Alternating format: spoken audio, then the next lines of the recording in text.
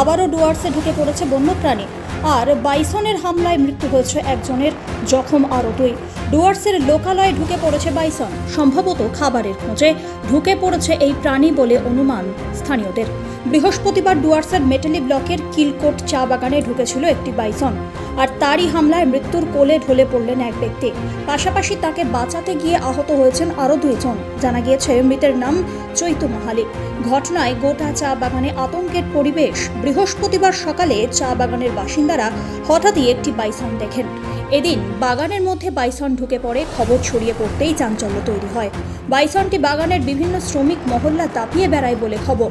বাগানের কুঞ্জ লাইনে চৈতু মাহালি, তাঁর স্ত্রী লালকি এবং ছোট নাতি কাজ করছিলেন। তাঁদের দেখে আক্রমণ করে বাইসনটি। স্থানীয় বাসিন্দারা তড়িঘড়ি 3 জনকে উদ্ধার করে নিয়ে যায় মঙ্গলবাড়ি গ্রামীণ হাসপাতালে। সেখানে চৈতুর অবস্থা আশঙ্কাজনক হওয়ায় তাকে মাল সুপার স্পেশালিটি হাসপাতালে স্থানান্তরিত করা হয়। সেখানে মৃত্যু হয় তার। এদিকে খবর পেয়ে বাগানে আসেন খুনিয়া স্কোয়াডের বনকর্মী সহ মেটালি থানার বিশাল পুলিশ।